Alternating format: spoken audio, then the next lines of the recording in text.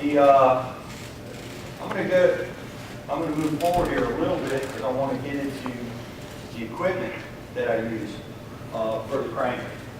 And when I'm using my finesse crankbait, I have the 7-foot medium action Denali rod. It's a graphite rod. It's a soft action rod. I rig it with 10-pound test edge most of the time. Sometimes I go heavier if it's in a heavier cover situation.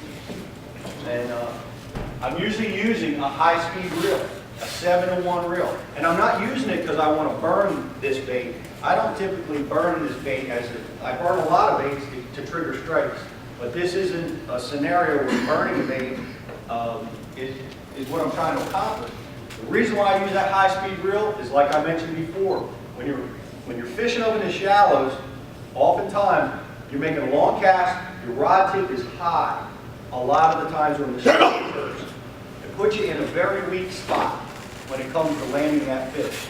When you're up here, you're cranking, your rod's up in the air, you're coming up over that stump, coming up over that piece of grass, you deflect, kaboom, here comes the strike, and you're here. Right? Now what do? Now your fish is at a big advantage.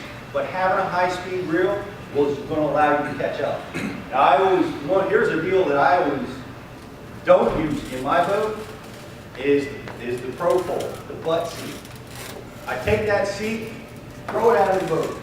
The only time I use it is when I absolutely have to, when the waves are so big that I can't keep my balance. And that's, I'm talking about waves that get up into the 3s to the 10-footers. That's when I have to use that seat in order to stay in the boat. But the reason why I take it out of the boat is when you're standing here, and you put on a trolling motor, sitting or standing next to the butt seat, and you're up here, and you get that strike when you're out of position, you have nowhere to go. The seat holds you there, and you got to crank as fast as you can to try to catch up that fish. Take the seat out of the equation, and you get that strike, boom, 2 steps back, and already you're cranking, you're advancing your line, you're moving backwards, you're keeping pressure on that fish, and you're trying to get back into a situation where you're in control. And so high-speed reel definitely helps that. Getting rid of that butt seat is definitely a big asset. I found once I pulled that seat out of my boat, I landed a ton more fish just by being able to take those 2 or 3 steps back. You take the 4th step back, you're going to fall into the hole, which is no good. I was up at Lake Champlain and fishing with my butt seat in the boat because it was horrendous. What the heck term was that? I guess it was an Everstar. I can't remember if it was an Everstar or not. Last time I fished Lake Champlain, I think it was this past season or 1 or 2. And I had been fishing for smallmouth in just monstrous waves. 20, 30 mile an hour wind, and it's hammering the boat. And the butt seat saved me at least a dozen times because the boat's freaking out, and I'm hugging it, giving it a bear hug just to stay in the boat. Because when you lose it, you get out of position, and you lose your balance. And I'm exhausted, but I've got a relatively good bag of smallmouth. I'm feeling good about it, and I want to go try to cull up and get some largemouth. And I'm real thankful that I'm making this decision because I'm going to get out of the waves.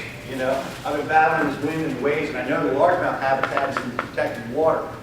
And it must have been 6 hours of just battling these waves. Driving through them, fishing them. I'm exhausted, and I had them follow me, which I was surprised. And I wheel around this protected wall. It's got a nice mat of hydrilla. It's in about 5 or 6 feet of water. And I made 2 flips, and I fell right in the lake.